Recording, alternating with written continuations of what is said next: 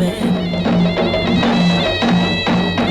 දේශකයන්න් වහන්සේ කුලියාපිටිය කඹලෑවත්ත දහම් සෙවන සදහම් නිකේතනයේ අනුශාසක පූජ්‍යපාද අඹගහලන්දේ අරිය විමල ස්වාමින්ද්‍රයන්න් වහන්සේ.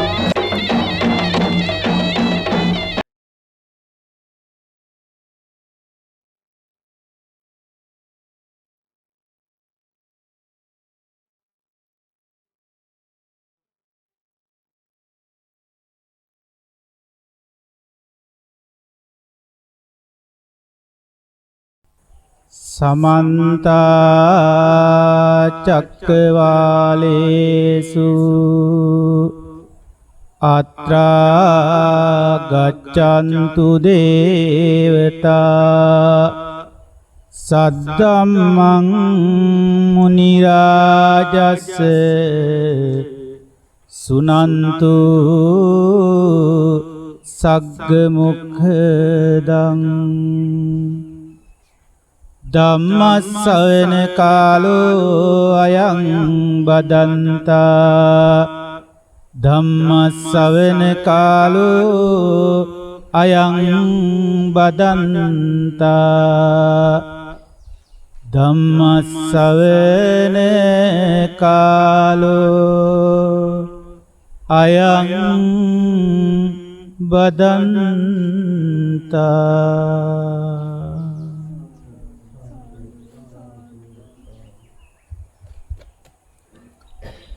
තිලෝවක බුදු පියා දෙසුබන අසන්නට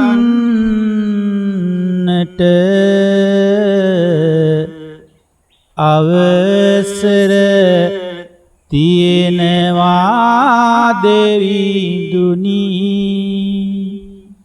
වඩින්නට.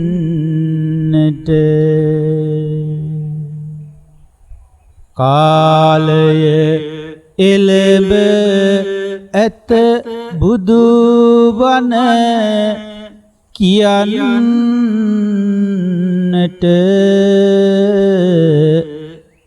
දෙවියොත් වඩිවාංගද බණ අසන්නට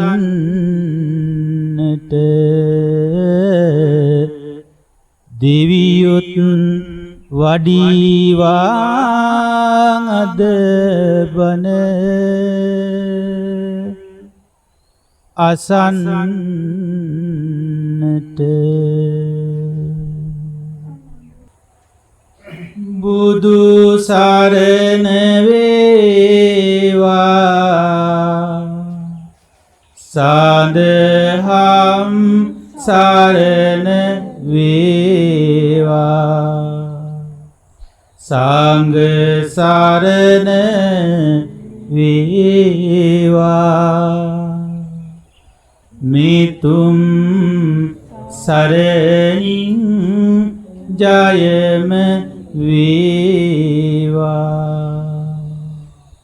සාදු සාදු සාදු.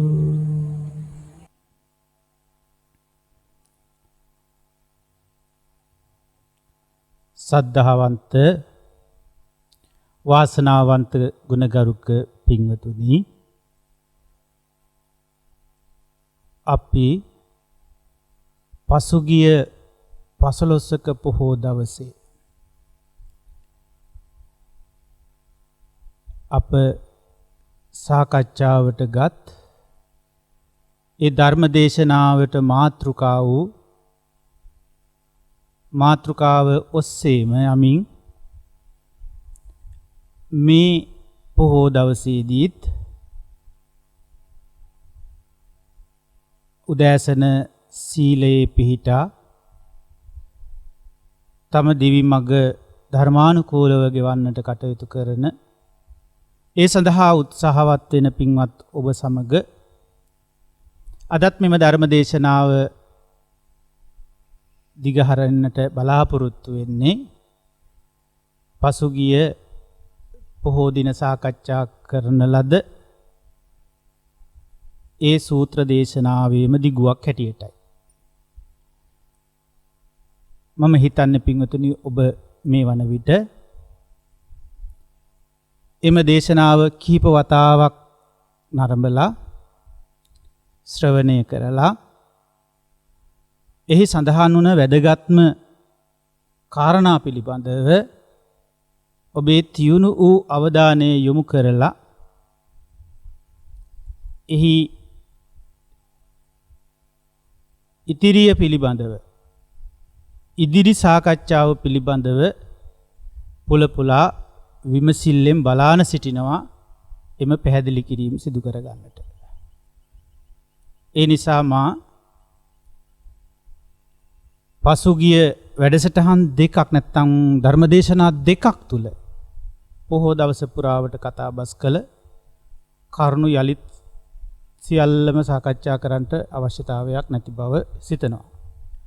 එහෙත් අපි අවධාරණයෙන්ම ප්‍රකාශ කළ කාරණා දෙකක් එහි තිබුණා. එකක් තමයි භාවිත සමාධියක වැදගත්කම පිළිබඳව අපි අවධාරණයෙන් කතා බස් කළා. භාවිත සමාධියක් තිබෙන කෙනාට ලැබෙන මේ ලෝකේ වැදගත්ම වරප්‍රසාදය හිමි වෙන ආකාරය අපි සාකච්ඡා කළා. ඒ වගේම භාවිත සමාධියක් වැඩි සමාධියක් ඇති කෙනා කල යුත්තේ එයින් ගත යුතු නියම ප්‍රයෝජනය කුමක්ද කියන කරුණත් අපි ඉස්මතු කරගත්තා. ඉතින් එහිදී වැඩි වශයෙන් භාවිත සමාධියක වැදගත්කම වටිනාකම මතු කරන්නට අපි මේ දේශනා දෙකේදීම කාලය වැය කළා. එම නිසා මා අද දේශනා එක්ක ඊට වඩා තරමක් ගැඹුරකට යොමු වෙමින් භාවිත සමාධියක් ඇති කරගත් කෙනා ලබන්නා වූ යථාභූත ඥානය පිළිබඳව විග්‍රහ කොට බලන්නට යොමු වෙනවා. අපි ගිය පොහොය දින දේශනා දෙකේදීත් යම් තරමකට ප්‍රවේශයක් ගත්තා ඒ යථාභූතය කියන්නේ මොකක්ද කියලා. යමක ඇති යථාර්ථය සැබෑම ස්වභාවය මනාකොට දැක ගන්න පුළුවන් වෙනවා.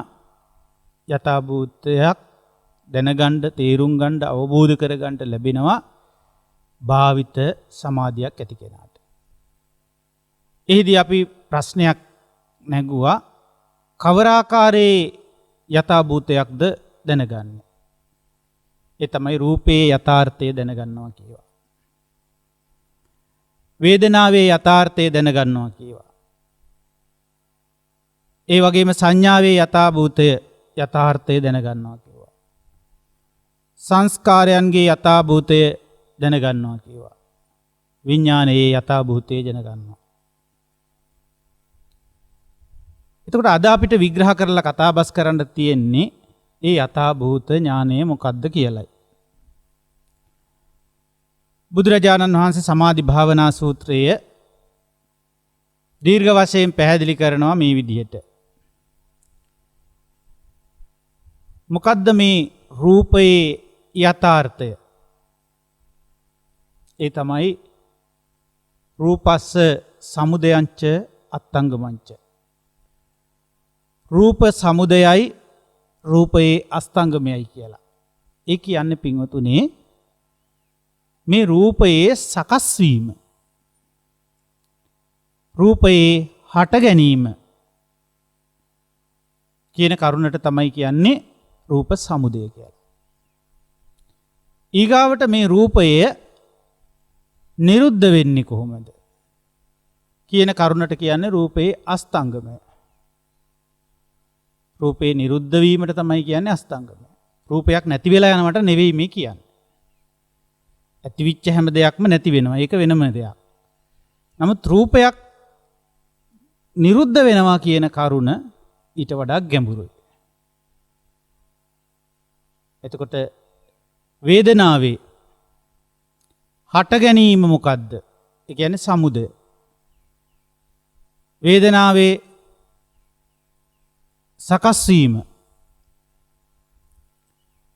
දැන් අපිට හිතෙනවා බැලු බැලමට මේ අතේ කැක්කුම පටන් ගත්තේ. අතේ වේදනාවක් ආවා, කකුලේ වේදනාවක් ආවා, කොන්දේ වේදනාවක් ආවා. එතකොට වේදනාව පටන් ගත්තේ කොහොමද කියලා ඉතින් අපිට සිහි කරලා බලන්න පුළුවන්. අපිට ඕන නම් ඒකට කිය හැකි වේදනාවේ හට ගැනීම කියලා.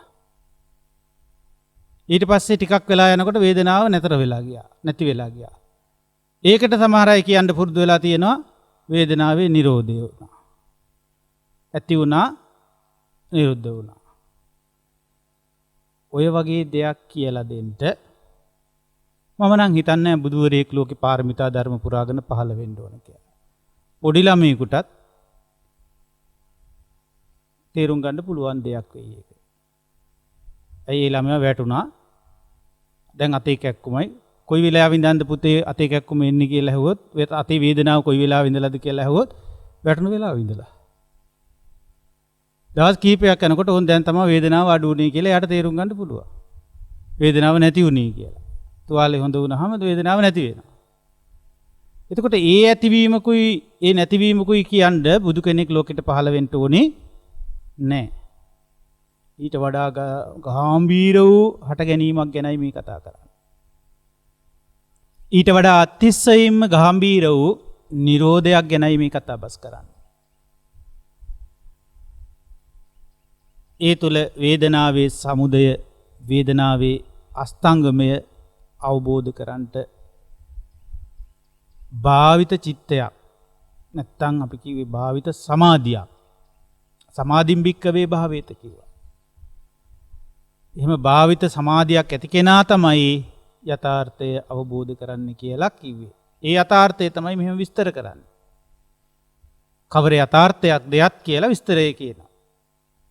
ඒ තමයි සංඥාවේ සමුදය, සංඥාවේ හට ගැනීම. ඒ වගේම සංඥාවේ නිරෝධය. අස්තංගමය කියලා කියන්නේ.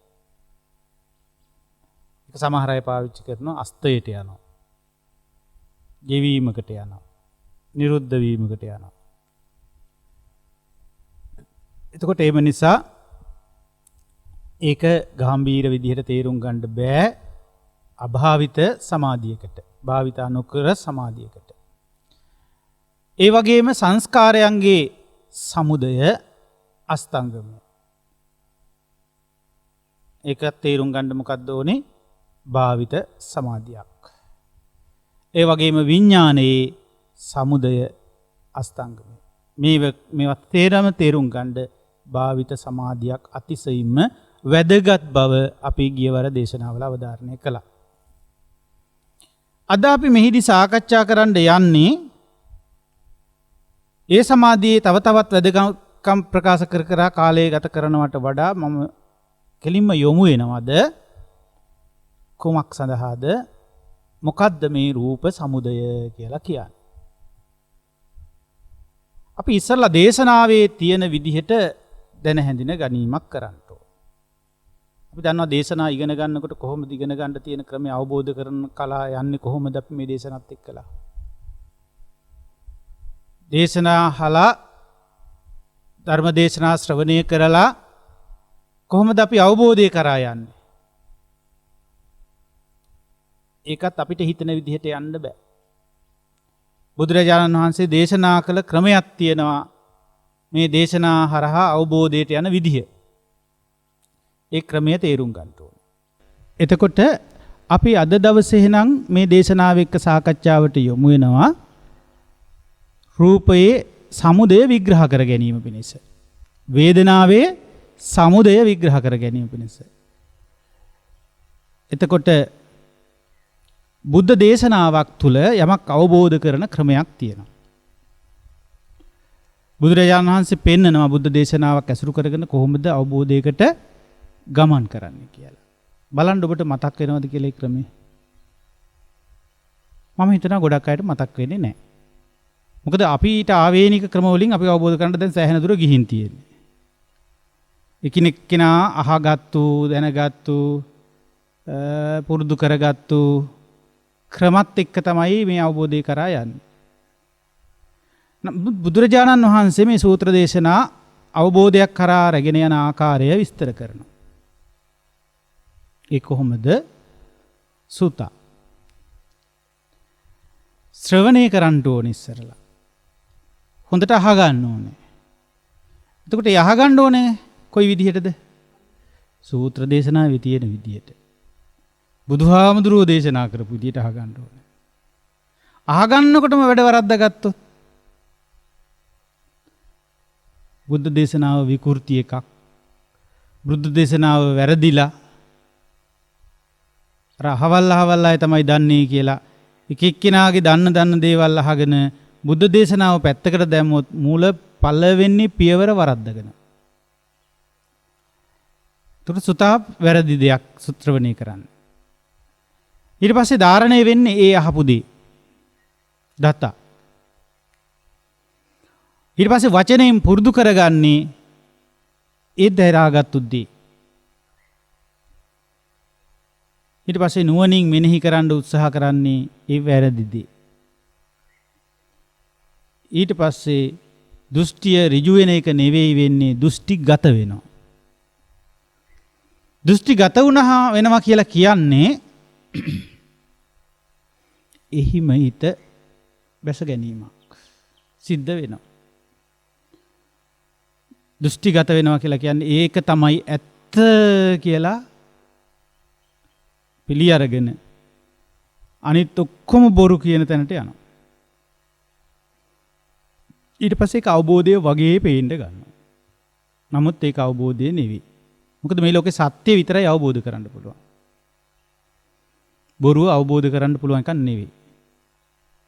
බොරුව තුල වෙන්නේ ඇත්ත වගේ රැවටෙන එක විතරයි. ඒ නිසා අපි උත්සාහ කරන්නේ අද දවසේ එහෙම නොවෙන්නට බුද්ධ දේශනාවෙන්ම සමාධි භාවනා සූත්‍රයේ විස්තර කර ඇති පරිද්දෙන්ම සමුදය ඉගෙන ගන්නවා. ඊට පස්සේ ඒක යටතේ අපි මේක තේරුම් ගන්නට විමසීම් කරන්න පුළුවන්. ඒ වචන ටික පාඩම් කරගෙන ඒ වචන ටික හේම කියන එකටත් නෙවෙයි. මනසානුපෙක්කිතා නුවණින් මෙනෙහි කිරීමක්, මනසට හොඳට මේක මනසෙන් හොඳට ගලපා ගැනීමක් කරන්න ඕනෙකම තියෙනවා. ඒකත් අපි කරන්න ඕනේ. එතෙන්ට යන්න හැබැයි පළවෙනි පියවර, දෙවෙනි පියවර, තුන්වෙනි පියවර අපිට ඉදිරියට එන්න ඕනේ. ඒ නිසා අපි පළමුවෙන්ම උත්සාහ කරනවා දේශනාවේ තිබෙන පරිදි මොකක්ද මේ සමුදය කියලා ඉගෙන ගන්න. මොන සමුදයද? රූප සමුදය. ඒකට මොකද්ද පාලියෙන් කියන්නේ? රූපස්ස සමුදයෝ. මොකද්ද? එතකොට අපි දේශනාවේ බුදුරජාණන් වහන්සේ අහනවා මේ විදිහටම කෝච බික්කවේ රූපස්ස සමුදයෝ. මොකක්ද මහණෙනි මේ රූපේ සමුදය කියලා කියන්නේ? කෝ වේදනාය සමුදයෝ. මොකද්ද මේ වේදනාවේ සමුදය කියලා කියන්නේ? කෝ සංඥාය සමුදයෝ. මොකද්ද මේ සංඥාවේ සමුදය කියලා කියන්නේ? කෝ සංඛාරාණං සමුදයෝ. මොකද්ද මේ සංඛාරයේහි සමුදය කියලා කියන්නේ? කෝ විඥානස්ස සමුදයෝ. මොකද්ද මේ විඥානයේ හට ගැනීම කියලා කියන්නේ? එතකොට මේ කතා කරන්න යන්නේ මොකක් ගැනද? හට ගැනීම ගැන. ඊළඟට බුදුරජාණන් වහන්සේ පෙන්වා දෙනවා ඉද බික්කවේ. පින්වත් මහණෙනි මෙහිදී භික්ෂුව මොකද කරන්නේ? අභිනන්දති. සතුටින් පිළිගන්නවලු. භික්ෂුව මොකද්ද කරන්නේ? එතකොට භික්ෂුව විතරද සතුටින් පිළිගන්නේ? මං මේ දේශනා මුලදී කියලා දුන්න භික්ෂුව කියන එකෙන් අදහස් කරන්නේ කවුද කියලා දැන්. භික්ෂු, භික්ෂුණී, උපාසක, උපාසිකා කියන සියලු දෙනාම මේකේ නියෝජනය කරනවා භික්ෂුව විසින්.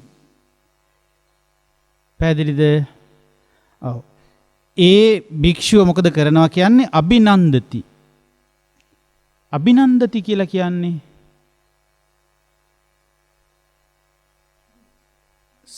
සතුටින් පිළිගන්නවා. අභිනන්දනා කියලා කියන්නේ. අභිනන්දන පූජා. පිළිගැනීමේ පූජාවලට කියනවා මොකද්ද? අභිනන්දන පූජා. අභිනන්දනා කියලා කියනවා මොකේද? පිළිගැනීම වලට. එතකොට මොනවද මේ දැන් පිළිගන්නවා කියන සතුටින් පිළිගන්නවා. පිළි අරගෙන මොකද කරන්නේ? අභිවදති. ඒකේ හොඳ කියනවා. ගුණ කියනවා.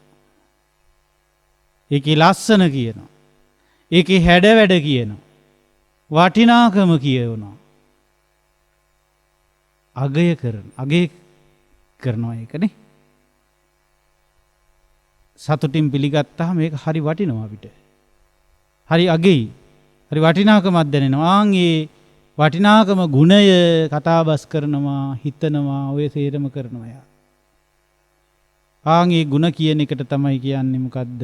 අභිවදති. මොකක්ද ඒකට කියන්නේ? අභිවදති. ඊළඟට කියනවා එහෙම කරලා මොකද කරන්නේ?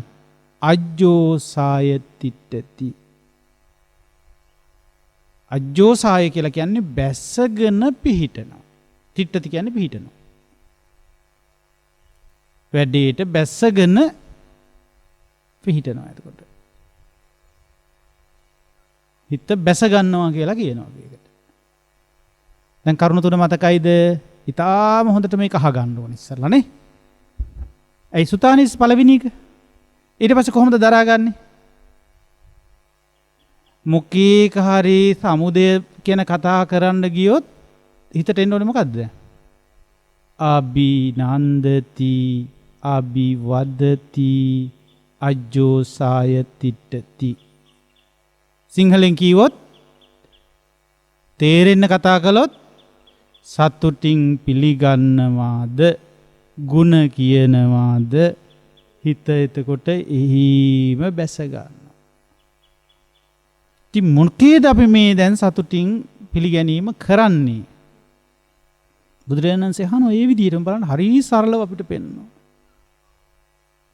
ඉතින් බුදුරජාණන් වහන්සේ ඊටාම සරල විදිහට බොහෝම ක්‍රමානුකූල විදිහට පෙන්නලාද නැද්දැන්? අපේ තියෙන මහාන් තාත්තකමට ලොකුකමට ඊටාම සරලව හරියන්නේ. ඊටාම ක්‍රමානුකූලව හරියන්නේ. ඒ නිසා මෙවුවා එහෙම ගණනකට ගන්නේ නැහැ. දැන් මේ ප්‍රශ්න වලට උත්තර බුද්ධ දේශනාවල තියෙනවා කියලා දන්නේ නැහැ අපි. ජීවිත ප්‍රශ්න වලට ජීවත් වෙනවා ප්‍රශ්න ඇති වෙනවා, ප්‍රශ්න වැඩි කර ගන්නවා, ප්‍රශ්නේ කොට්ටු වෙනවා, කහ කොටා ගන්නවා, මරා ගන්න හදනවා, විනාශ කර ගන්න හදනවා. මේ හැම දෙයකටම පිළිතුර බුද්ධ දේශනාවේ තියෙනවා කියලා පිළිගන්නේ නැහැ. එහෙම සරලව තේරුම් ගන්න අපි ලෑස්ති නැහැ. ඒක නිසා අපි ප්‍රශ්නවලටම අහු වෙනවා. ඉතින් අපි බලමු මොකද්ද සතුටින් පිළිගන්නේ කියලා බුදුරජාණන් වහන්සේ අහනවා. කිංච අභිවදති, මේ කිංච අභිනන්දති, කුමක්ද සතුටින් පිළිගන්නේ? අභිවදති, කුමකද ගුණ කියන්නේ? ඒ වගේම අජ්ජෝසාය තිට්ඨති, මොකේද හිත බැසගන්නේ? මොන උත්තරේ දෙනවා? දැන් බුදුරජාණන් වහන්සේම උත්තරයක් දෙනවා. ප්‍රශ්නත් අහනවා. බුදුරජාණන් වහන්සේම ප්‍රශ්නත් අහලා බුදුරජාණන් වහන්සේම උත්තරයක් දෙනවා නම් අපිට කරන්න වැඩක් නැති එකේ ටිකක් නිදාගත්තාම මොකදනේ? අපිට උත්තර දෙන්නත් නැහැ. ඒකත් උන්වහන්සේම දෙනවා. අපිට ප්‍රශ්න අහන්නත් නැහැ. ඒකත් උන්වහන්සේම අහනවා. අපිට ඉතින් කරන්න වැඩක් නැති එකේ ওই වගේ තැන්වල නිදාගෙන ඉන්න ඇති අපි ඒ කාලෙත්. තේරුණාද? ඒ නිසා අපි ඒව එච්චර හිතලා නැහැ. එච්චර ප්‍රශ්නේ ලොකුවට බැරෑරුම්කමකට අරගෙන නැහැ. ඒ නිසා අදත් අපි සංසාරේ. හැබැයි බණ අහනවා කියන එකට ආසාවක් හිතේ තිබිච්ච නිසා අදටත් මේ බණ අහනවා කිව්වහම ආසාවක් එනවා. අදටත් බණ අහනවා කිව්වහම අනිත් ඒවාට වඩා හොඳ දෙයක් කියලා හිතේ තියෙනවා. අහන්න ගියාම අර එදා විච්ච වැඩේම වෙනවා. ඇයි අපිට ප්‍රශ්න අහන්නත් නැහැ. අපිට උත්තර දෙන්නත් නැහැ. නේ?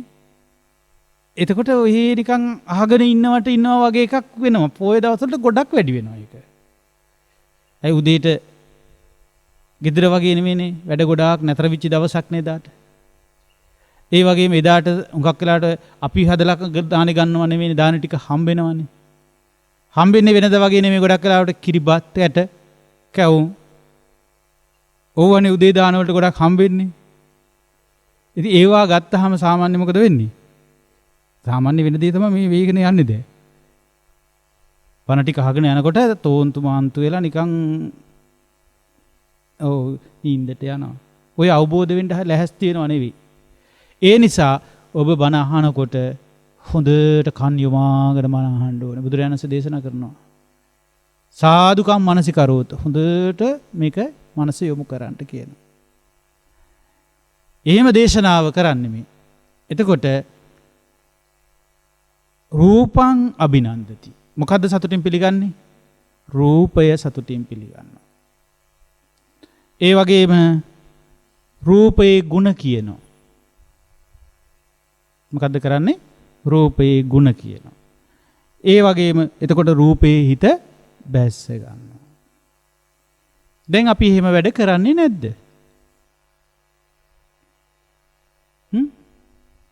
අපිට එහෙම වැඩ කෙරෙන්නේ නැද්ද? එහෙම ඒවම තමයි අපි කරන්නේ. ඉතින් බුදුරජාණන් වහන්සේ දේශනා කරනවා මේ මිනිස් ප්‍රජාවේ ප්‍රශ්නේ විසඳෙන්න නම් මේ යථාභූතය දැකගන්න ඌමනයි. එතකොට මේ යථාභූත ඥානය නැත්නම් කවදාවත්ම මේ ජීවිතය ගැන අවබෝධයක් ඇති වෙන්නේ නැහනේ. අවබෝධයෙන් ඇති වෙන්න ඕනේ කලකිරීමට යලා යන්නේ නැහනේ මොනොත්. නේද? ඒ නිසා මේවා එපා වෙන්නේ නෑ එහෙමනේ.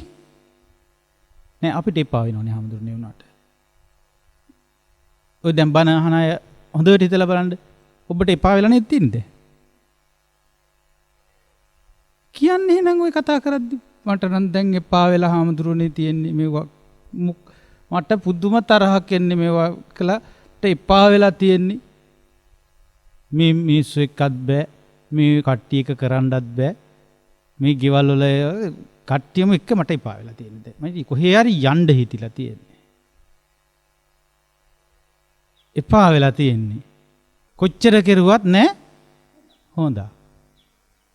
හැමතිස්සෙම සැරපරුසකමයි නපුරුකමයි මේවත් එක්කලා දැන් එකම දේ කරලා එපා වෙලා තියෙන්නේ.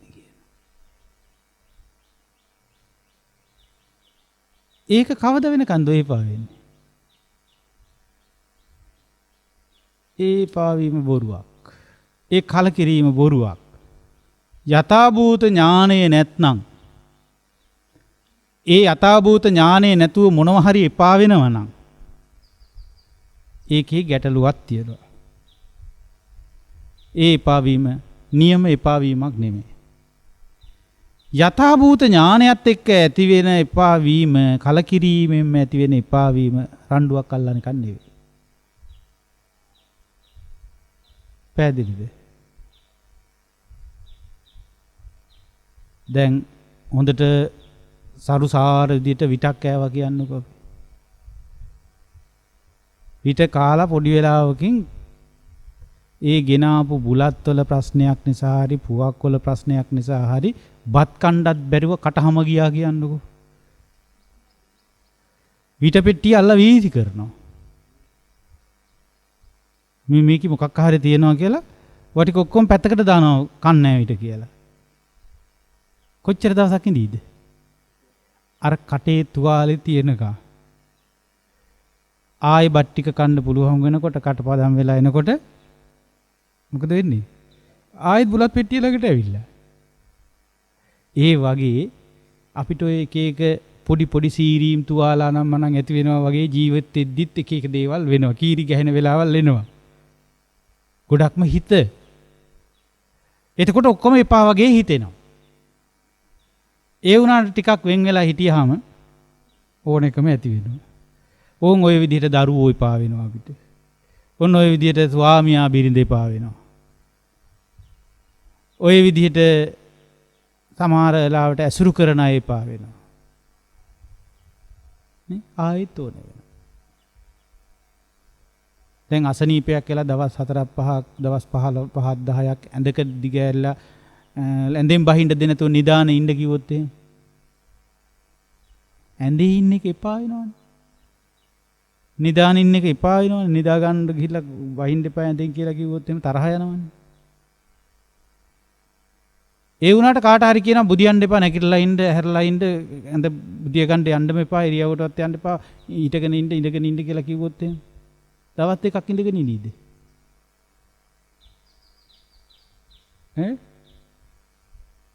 ඔය එකක්වත් එපා වෙනවා නෙවෙයි. අවබෝධයෙන් එපා වෙනවා නෙවෙයි. ඒ වෙලාවට ඇති වෙන ගැටුමක්. ඒ නිසා මේ ගැටුම් සංසිඳෙන්න මොකද්ද කරන්න ඕනේ? යථා භූත ඥානය උපදවන්න ඕනේ. යථාර්ථය දැනගන්න ඕනේ. ඉතින් ඒක සම්බන්ධ වැදගත්ම දේශනාවක් නිසායි මම මේ පොහෝ දින දෙකක් මේකට යොදාගත්තේ. පොහෝ දින දෙකක් තුල අපි මේ සාකච්ඡාව ධර්මදේශනා දැන් මේ වෙනකොට තුන්වෙනි ධර්මදේශනාව මේ. ඒ තුල අපි කතා කරනවා මේ යථාභූත ඥානය පිළිබඳව. යථාභූත ඥානය කියන්නේ මොකක්ද එතකොට? හට ගැනීමයි අස්තංගමයයි. නිරුද්ධ වීමයි. ඒතකොට හට ගැනීම ගැනයි මේ කතා කර ඉන්නේ. මොන වගේ හට ගැනීමක්ද මේ කතා කරන්නේ? රූපයේ හට ගැනීම. එතකොට බුදුරජාණන් වහන්සේ පෙන්වන්නේ රූපය මොකක් හැටියටද? දැන් අපේ ජීවිතේට අපිට ලැබිච්ච රූපය කියන්නේ මොකද්ද? ඔව්. අපිට රූපේ තේරුම් ගන්න කියන්නේ කය හරහා. නේ? අපිට රූපයක් තියෙනවද? අපිට රූපයක් තියෙනවා. මොකද්ද හැදිච්ච අපිට හැදිලා තියෙන රූපේ? ඒ තමයි මේ කය. දැන් ඕක දිහා නේද කට්ටිය බලන්නේ රූපේ බලනවා කියලා. ඈ? ඒ බලපු රූපේ නේද දැන් අඳුරගන්නේ අපි. එතකොට ආන්ගේ රූපය හැදුන හැටි මේ කියන්නේ. ඒ රූප ආයෙත් හැදෙන හැටි මේ කියන්නේ. ඒ කියන්නේ මොනවාද අපේ තියෙන රූප කොටස්? කෙස් තියෙනව නේද රූපේ? කෙස් කියන්නේත් රූප කොටස් ටිකක්. ලොම් රූප කොටස් ටිකක්. නියපොතු, දත්, සම, මස්, නහරවැල්, ඇට මිදුළු පවා අයිති වෙන්නේ මොකේටද? රූප කොටස් වලට. ඒ රූප කොටස් ටික තමයි තියෙන්නේ. පැහැදිලිද? ඒ රූප කොටස් ටික අපි මොකද කරන්නේ? පවත්වාගෙන දැන් නඩත්තු කරගෙන යනවා. ඉතින් නඩත්තු කරන්න වෙලාද නැද්ද? නඩත්තු කරන්න වෙලා. කවන්න ඕනේ නැද්ද වෙලාවට? බොණ්ඩ දෙන්න ඕනේ නැද්ද වෙලාවට? වෙලාවට කවලා පොවලා උපස්ථාන කරගෙන ඉන්නවා. අතපත ගන්න උඩවල් දෙන වෙලාවට. නේ? පොඩි පොඩි කැක්කුම් වේදනා ඕවා එනකොට මොකද කරන්නේ අපි? අත ගන්නවා. එහෙම කරලා නඩත්තු කරගන්න වෙලාද නැද්ද? ඇඟිලීම් පිරිමැදීම් වලින් තමයි මේක නඩත්තු කරගන්නේ. කවලා පොවලා උපස්ථාන කරලා තමයි පවත්ත ගන්න. ඒත් අපි දන්නේ නැහැ මේව හැදුනේ කොහොමද කියලා. දන්නවද කෙස් හැදුනේ කොහොමද කියලා? ලොම් හැදුනේ කොහොමද? නියපොතු හැදුනේ කොහොමද? දැන් මේවට උපස්ථාන කරන්න කැමතිද?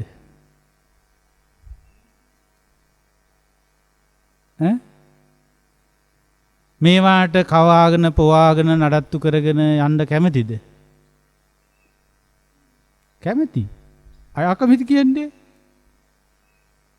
සමහරු කියනවා ඉතින් මොනවක් කරන්නද හාමුදුරුවනේ කියලා කැමති කියනවා. වැඩිපුර කැමති මේ වගේ නිදහස් වෙන්නද මේවට උපස්ථාන කරන්නද? කතා නැහැ. ඇත්තටම කැමති මොකේද බලන්න ඔබ?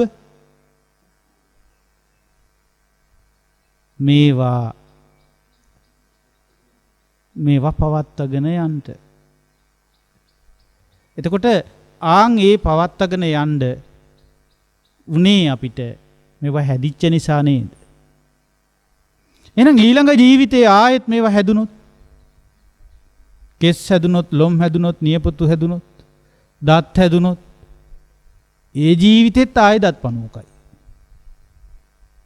දැන් මේ ජීවිතේ හැදිච්ච දතුත් කාලා, පණුව කාලා, දිරලා, කැක්කුම් අල්ලලා, ආකාලගෙන ඉන්නවද නැද්ද? ඉන්න වෙලා. ඉතින් එහෙම හිටියත් කමන්නේ මේක මෙතනින් ඉවර නම්. මේ දත් ටික මේ සැරෙන් ඉවරයිද? මේ අවසාන දත් ටිකද?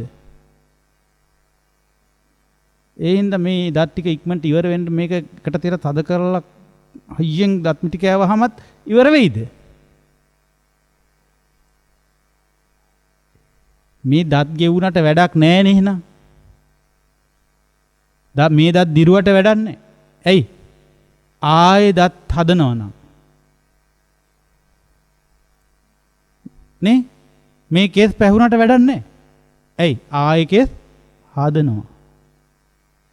මේ ලොම් හැලුණත් වැඩක් නැහැ. ඇයි? ආයේ ලොම් හදා ගන්නවා. කෙස් ලොම් නියදත් සම්මස් නහර ඇට මිදුළු වකුගඩු මේවා ආයෙ හැදුනොත් ආයෙ වකුගඩු වලට බේත් කරන්න වෙයි. ආයෙ වකුගඩු මාරු කරන්න වෙයි. නේ? ඒ වුණාට ඔය වකුගඩු රෝගීන්වත් වකුගඩු වලට බේත් කරන අයවත් මේ ගැන හාන් කවිසියක්වත් දන්නේ නැහැ. ආයෙ හැදෙනව නේද මේ වකුගඩු කියලා. හදවත් රෝගීන් දන්නේ නැහැ ආයෙ මේ හදවත හැදෙන එකක් කියලා. ඒ නිසා බුදුරජාණන් වහන්සේ පෙන්නනවා මේ රූප කොටස් හැදුන විදිය බලන්න කියලා. එතකොට මේ රූප කොටස් අරගෙන නඩත්තු කරන විදිය බලන්න කියලාද බුදුරජාණන් වහන්සේ දේශනා කරන්නේ? මේ රූප කොටස් හැදුන විදිය බලන්න කියලාද? හැදුන විදිය බලන්න කියලා. ලෝකේ ඉවරයක් නැතුව ප්‍රශ්න හදාගෙන ලෝකයේත් එක්ක එක එක විදිහේ දුක් ගැහැට විඳගෙන යන්න ඕන නම් හැදුන කෙස්ලොන් නියදත් නඩත්තු කරගන්න ගමන් ආයේ කෙස්ලොන් නියදත් එක්ක කරන්න තියෙන දේවල්ම කතාබස් කරන්න ඕන. ඒවා සතුටින් පිළිගන්නවා. එතකොට පිළි අරගෙන ಗುಣ කියාගෙන හිත ඒකෙම බැසගෙන ඒවත් එක්කම වැඩ. දැන් කෙස්ලොන් නියදත් හම්මස් නහර ඇට මිදුළු මේ කොටස් ගොඩෙන් ගොඩ ගන්න බෑ. දැන් බලන්න හිත තියෙන්නේ ඒකත් එක්ක ඇසුරු කරගෙන නෙවෙයිද කියලා.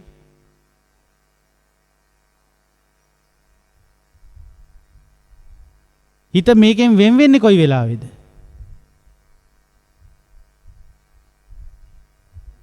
ආවසන් හුස්ම ටික ගියාම වෙන් වෙනවා කියලා අපි හිතුවට වෙන් කරලා හිත අපිට ගන්න හම්බෙන්නේ ආයෙ ගිහිල්ලා එහෙම එකක් අල්ලගෙන හිත. එතකොට වෙන් වෙලාද? ආයෙ ගිහිල්ලා හිත අලුත් කෙස්ලොන් නියදත් ටිකක් හදන්න වැඩේ සෙට් කරගෙන. අපි හිතනවා මේකෙන් වෙන් වුණාම දැන් හිත නිදහස් කියලා. මොන හිතේ නිදහසක්ද? ආයෙ ගිහිල්ලා එළු පැටියෙක් වෙලා හරි. වැඩිපුර ලොම් වලට ආස කෙරුවොත් බලු පැටියෙක් වෙලා හරි. බැටළු පැටියෙක් වෙලා හරි. මොකක් හරි සතෙක් වෙලා හරි මිනිස්සෙක් වෙලා හරි ආයි ඉපදිලා. මේ 32 අරගෙන කොටස් 32ක් මේක නම් කරනවනේ.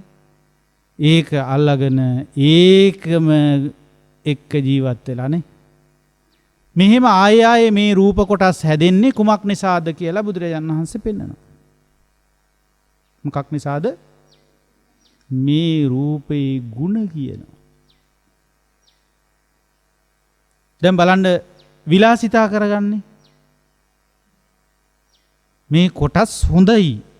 මේ කොටස් ලස්සනයි. නේද? කෙස් ලස්සනයි, කෙස් හොඳයි කියලා හිතලා මොකද කරන්නේ? කෙස් වලට මලක් ගැහුවොත් තවත් හොඳයි. කෙස් වලට ඩිසයින් එකක් දැම්මොත්, මෝස්තරයක් එකතු කරොත් තවත් හොඳයි. ඉතින් ඒ කාලේ අයට පුළුවන් විදිහට ඒ කාලේ කළා. නේද? ගස්වල කොළ, පොතු, ගෙඩි, මල් අරගෙන තාලලා, වතුරේ ගාලා, වතුරේ දාලා පල් කරලා අරගෙන ඔළුවේ ගෑවා. දැන් ඉතින් ගසුත් නැහැ. ගස්වල ගෙඩි පොතු කළාත් හොයාගන්න නැහැ. ඒ හින්දා ඒවා කෘත්‍රිමව හදලා එන පැකට් එකක් අරගෙන කඩලා ගා ගන්නවා. ඉතින් ඉස්සර කරපු එක හොඳයි, දැන් කරපු එක නරකයි කියන එකත් කියනවා. ඉස්සර කරපු එක හොඳ කාටද? කෙස් හැදෙන්න හොඳයි. කෙස් හදාගන්න අයටත් හොඳයි. කෙස් වලින් නිදහස් වෙන්න හිතපු අයට. ඉස්සර හොඳත් නැහැ, දැන් හොඳත් නැහැ. ඒ අයට හොඳ මොකද්ද?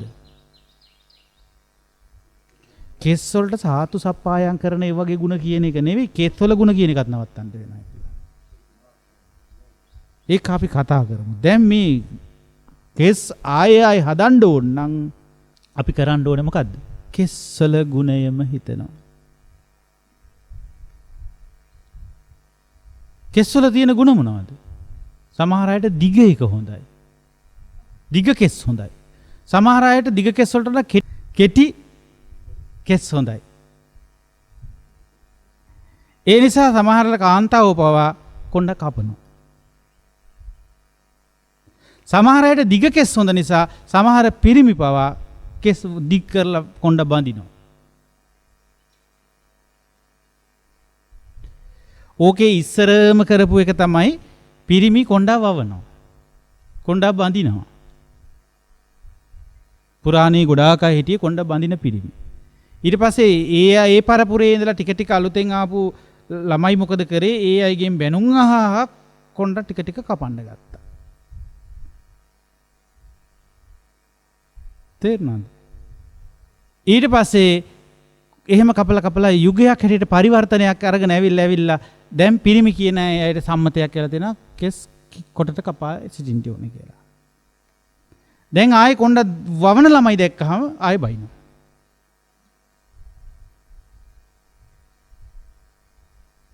තේරුණාද කියන එක? ඒ වගේ ඇඳුමද, කෙස් මෝස්තරද මේවා කාලෙන් කාලෙට දිග ඒවට කැමති වෙනවා, කෙටි ඒවට කැමති වෙනවා, මධ්‍යම ප්‍රමාණයට කැමති වෙනවා. ඒ කොහොම කැමති වෙලා හරි මේගොල්ලෝ කැමති වෙලා තියෙන්නේ කෙස් වලට. කෙස් සතුටින් පිළියරා. කෙස් වල ಗುಣ කියලා. දැන් මේකේ කෙස් වල ಗುಣ කියලා තියෙන්නේ දිග කෙස් වලට කැමති වෙන අයද, කෙටි කෙස් වලට කැමති වෙන අයද, මධ්‍යම ප්‍රමාණයේ කෙස් වලට කැමති වෙන අයද කෙස් වල ಗುಣ කියලා තියෙන්නේ. ඔක්කොම කියලා තියෙන්නේ කෙස් වල ಗುಣ තමයි.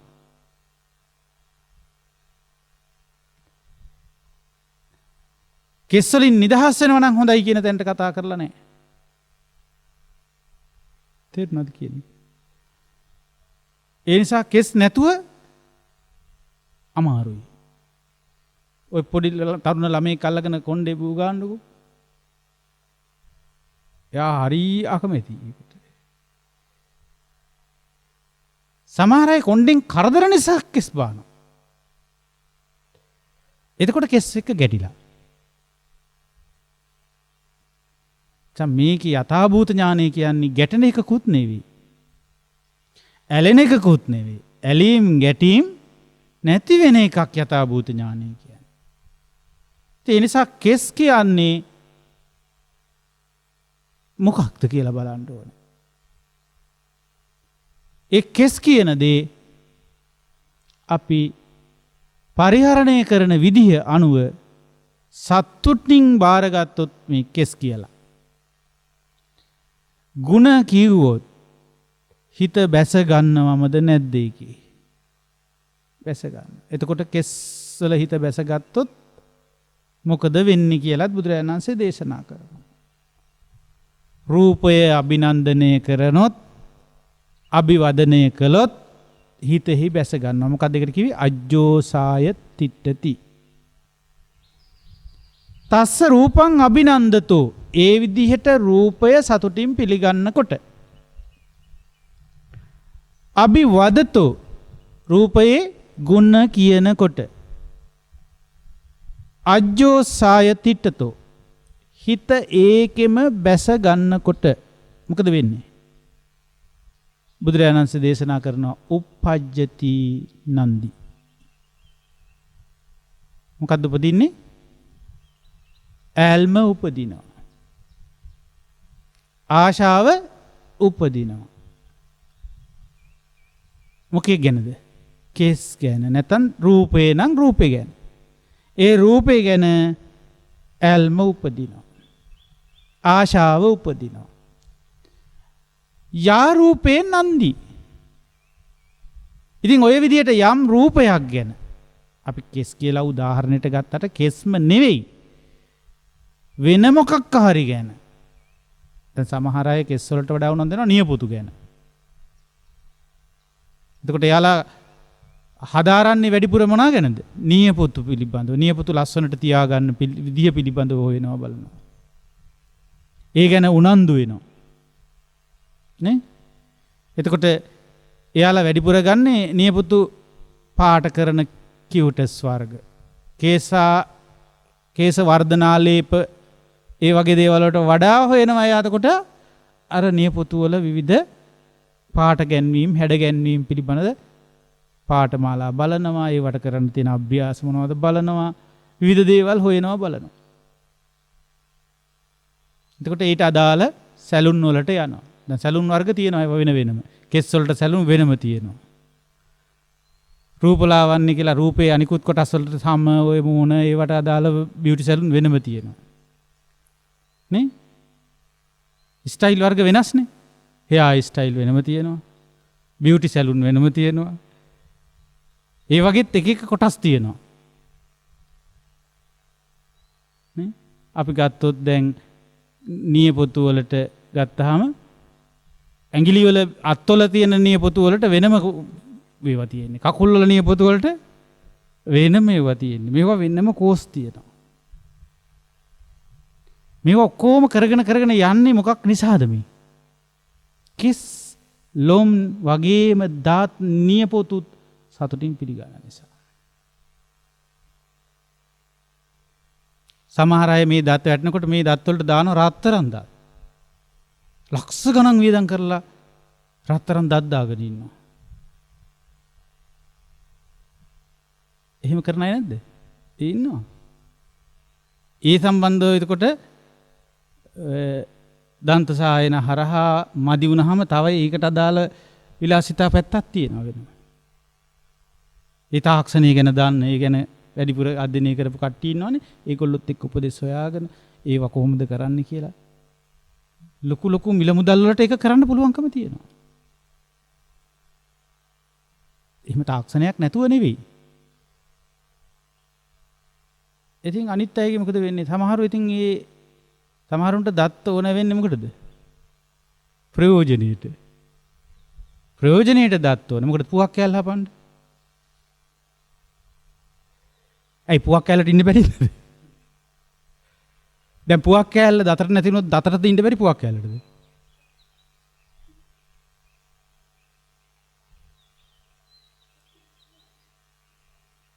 හොයලා බලන්න දතටද ඉන්න බැරි පුවක් කෑල්ලටද කියලා.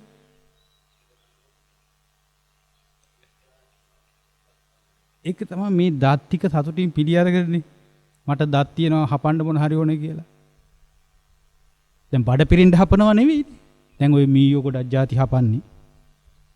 දත් එනකොට දත් තියෙනවා කියලා අර යාට දැනෙන ගතිය වැඩි. දත් සතුටින් පිළිගන්නවා. ඉතින් දත් සතුටින් පිළිගත්තාම ඒ දත් එන්න දත් වැඩෙන්න එනවට හරි කැමතියි. එතකොට මොකද කරන්නේ? මේගොල්ලෝ දත් වලින් මොන හරි එකක් හපන්න ඕනේ ඉතින්. ඉතින් අහුන දෙයක් හපනවා. Plastic අහුනොත් plastic හපනවා. නේ? ඔය ගෙදර දොරේ තියෙන පාම් මාළු බෑ කනම් මනම් ඕවා අහු වෙනකොට ඒව හපනවා.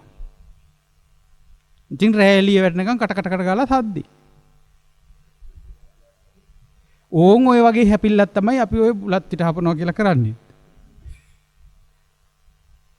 හිතේ ඒවා ටික සතුටින් පිළි අරගෙන ඉතින් ඔය එක වින්දනයන් වලට අහු වෙලා ඉතින් හපනවා. ඉතින් ඔය රූපය සතුටින් පිළිගන්න ගියොත් ආයෙත් ඒ රූප කොටස් හැදෙනවා කියලායි බුදුරජාණන් වහන්සේ පෙන්නන්නේ. ඒක හැදෙන විදිය මේ පෙන්නන්නේ කොහොමද වෙන්නේ? ඔව් මේ රූපය සතුටින් පිළිගන්නකොට ಗುಣ කියනකොට ඒකෙම හිත බැස ගන්නකොට උපදිනවා කියනවා තණ්හාව. නැත්තම් ආශාව උපදිනවා. ඇල්ම උපදිනවා. යා රූපේ නන්දි ඔය විදිහට යම් රූප කොටසක් මුල් කරගෙන ඇල්ම ඇති වුණොත් තදුපාදාන. ඒකම තමයි උපාදාන කියලා කියන්නේ කියලා බුදුරජාණන් වහන්සේ පෙන්නනවා. ඔන්න දැන් උපාදානය මොකද්ද කියලා හොයපු අය හිටියන්නේ. මොකද්ද උපාදාන කියන්නේ නන්ද? යම් රූපයක් කෙරෙහි ඇල්මක් ඇති වෙනවද? එයම තමයි උපාදාන. මොකද ඒකෙන්ම එයා ඒකට කොටු වෙනවා. ඒකෙන් මෙයා ඒකට බැඳෙනවා.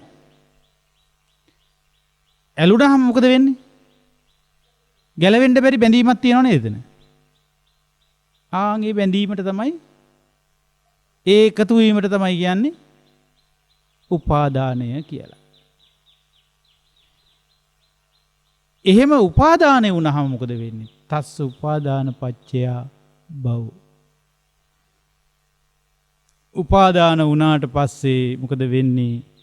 භවය හැදෙනවා. පැහැදිලිද? ඉතින් ඔහොම කියනකොට ඒ කාලේ පුදුම දේ කියන්නේ ඒ බණ අහපු අයට මේක තේරෙනවා. කෙලෙස් ගැලවිලා යන්නම තේරෙනවා.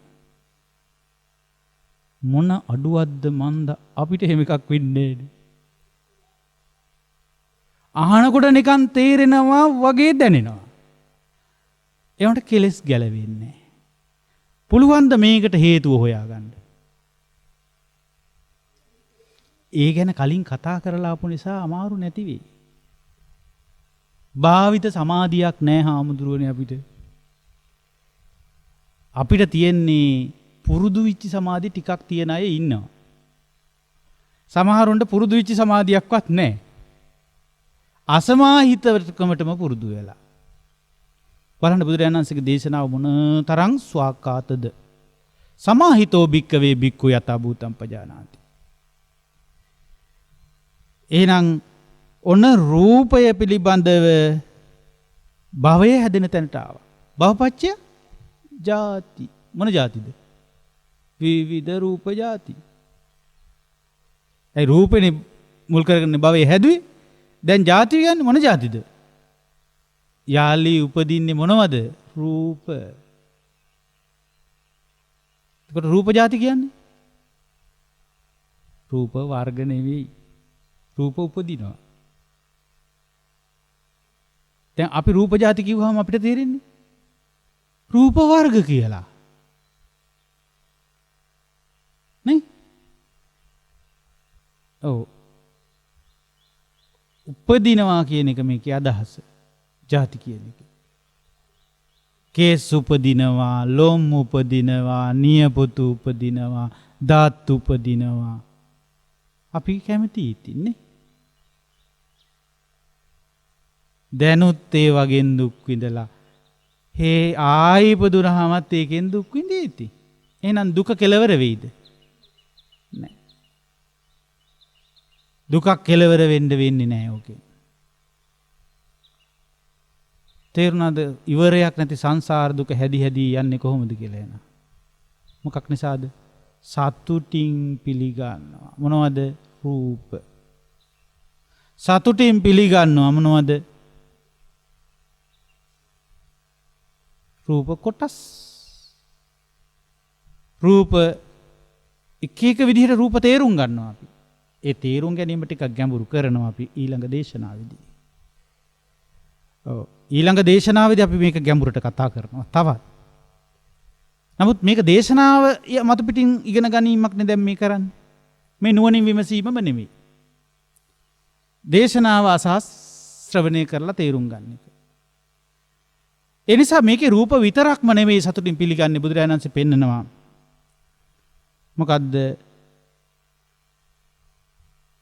වේදනාවත් සතුටින් පිළිගන්න. මොකද්ද කරනවා කියන්නේ? වේදනාවත් සතුටින් පිළිගන්න. විඳීම. මොකද්ද වේදනාව කියන්නේ? විඳිනවා කියන අදහසින් ඒ කියන්නේ විඳීම් තියෙනවා එක එක විදිහට. වින්දනය කියන එක තේරෙනවද? දැන් අපිට චුට්ටක් ඇස් දෙක පියාගෙන පොඩි වෙලාවක් නිදා ගන්නකොට නැද්ද චූටි වින්දනයක්? ඒක සතුටින් පිළිගන්නේ නැද්ද? මේ බණ යන්නේ කියලා අමතක වෙන තරමට මේක සතුටින් පිළිගන්නවා. අපි නෙවෙයි අපිට බණ අහන්න ඕනේ. නමුත් හිතට නිදා ගන්න ඕනේ. අපි බණ අහනකොට හිත නිදි. මොකද්ද වෙනස එහෙනම්?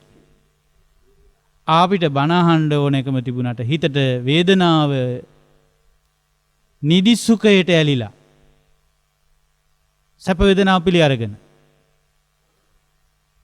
සතුටින්ම පිළි අරගෙන බණ අහනට වඩා සතුටින් බුදිනවා. බණ අහන තැන.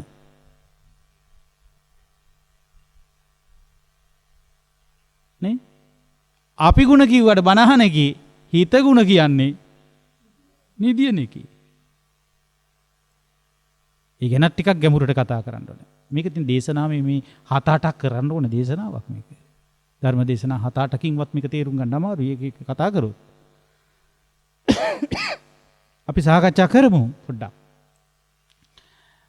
ඉතින් ඒ විදිහට වේදනාවත් සතුටින් පිළිගන්නවා කියලා බුදුරජාණන් වහන්සේ දේශනා කරනවා.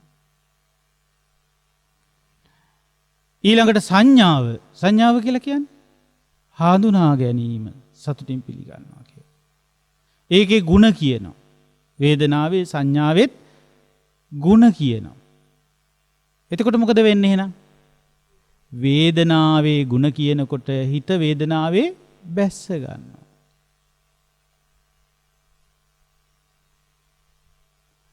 ඊට පස්සේ බැසගත්තට පස්සේ උපදිනවා මොකද්ද? ඒ බැස ගන්නකොට හිතේ මොකද්ද උපදින්නේ? නන්දිය. uppajjati නන්දි. යා වේදනාය නන්දි.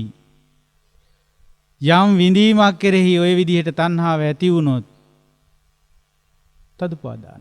ඒකම තමා උපාදාන. ඒකට කියනවා වේදනා උපාදාන. ඔය පංච උපාදාන ස්කන්ධෙද කොහෙද ටික ටික තේරෙන්නේ නේද? යා වේදනාය නන්දි තදුපාදාන. ඒකම තමයි වේදනාවේ උපාදානය කියලා කියන්නේ. තස්ස උපාදාන පච්චයා භව. ඒ විදිහට උපාදානය වෙනවා නම් ඒකම තමයි ඒකෙන් වෙන්නේ භවය හැදෙනවා. මොකද්ද භවය කියන්නේ? මතු උපදින්ට කර්මය හැදෙනවා. මොනවද උපදින්නේ ආයේ? වේදනා. ආයේ වේදනා උපදිනවා. විවිධ වූ විඳීම් උපදිනවා එකකින්. පැහැදිලිද? ඉතින් සතුටින් පිළිගන්න ගිහිල්ලා ಗುಣ කියන්න ගිහිල්ලා ඒකෙම බැස ගන්න ගිහිල්ලා වෙන්නේ මොකද්ද? ආයේ වේදනා ස්කන්ධයක්ම උපදිනවා. කලින් කිව්වේ එහෙනම් රූපස්කන්ධයක ඉපදීම ගැන. දැන් මේ කියේ වෙන්නේ මොකද්ද? රූපස්කන්ධයෙන් පස්සේ බැලුවේ වේදනා ස්කන්ධයේ ඉපදීමක් තියෙනවා එහෙනම්. ඒ විදිහට සංඥාවේ ಗುಣ කියන්න ගියොත් මොකද වෙන්නේ? සංඥාවේ සතුටින් පිළිගරගත්තොත් ಗುಣ කියවෙනවා. ಗುಣ කියන්න ගියාම හිත ඒ සංඥාවේ බැස ගන්න. එතකොට උපදිනවා මොකද්ද? තණ්හාව. නැත්තම් නාන්දිය. නැත්තම් ඇල්ම. ආසාව. එහෙම කියනවා මේ වචන වලින්. යා රූපේ නන්දි නෙවෙයි දැන් කියන්නේ මොකද්ද? යා සංඥාය නන්දි. යම් හඳුනා ගැනීමක් කෙරෙහි නන්දියක් ඉපදුනොත් තදුපාදාන. ඒකම තමයි උපාදානය. මොන උපාදානෙද එතකොට ඒක? සංඥාවේ උපාදානය.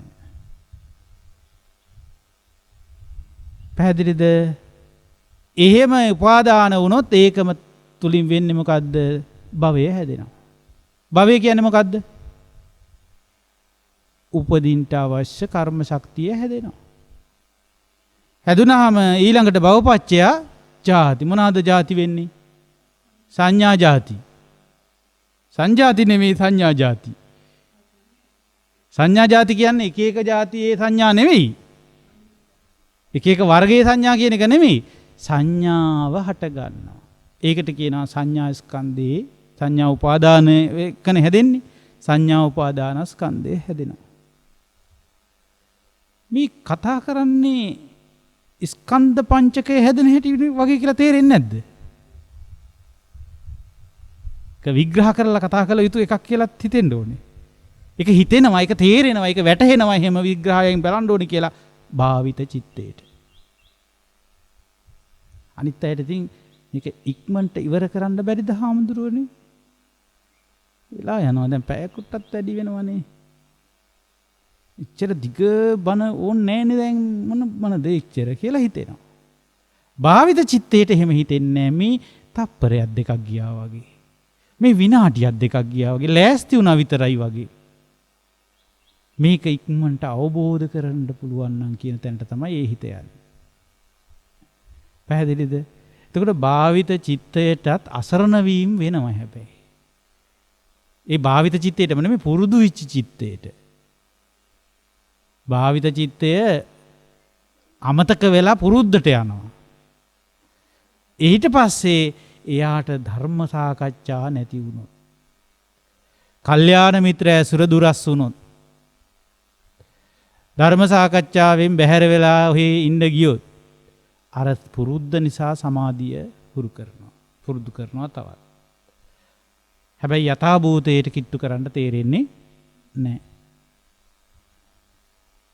එතකොට ඒ සම්බන්ධයෙන් ගැටුමක හිත පවතිනවා ඊට පස්සේ. දැන් ඒ ගැටුම් වලින් සංසිඳෙන්න නම් මොකද්ද ඕනේ? භාවිත චිත්තය හරි මගට යොමු කරන්න ඕන. මොකද්ද හරි මග? නිවන් මග. මොකද්ද නිවන් මග? මේ යථාභූත ඥාන දර්ශනයට අවශ්‍ය වන්නා වූ මග. පැහැදිලිද? එහෙනම් අපි ඊළඟට බලනවා මේකේ සංකාරයේ හට ගැනීම මොකද්ද? ඒක දැන් දේශනාවේ තියෙන්නේ කොහමද? සංකාර මොකද කරන්නේ? ආබිනන්දති. මතක නැතු යන්න බෑනේ දැන්.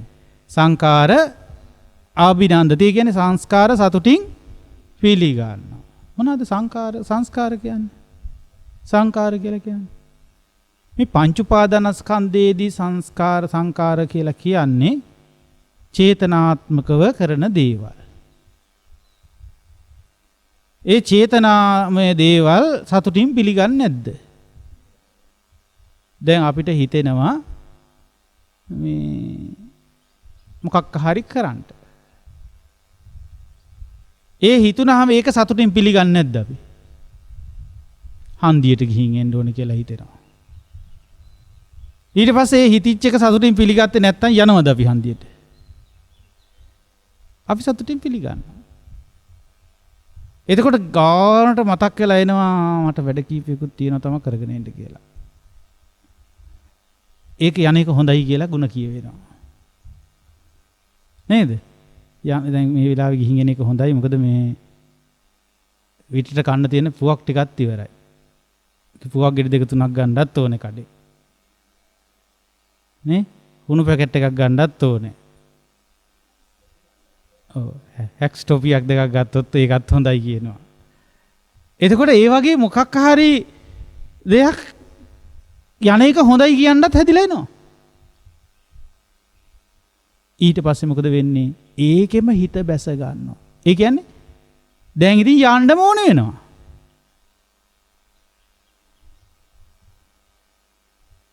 පැහැදිලිද?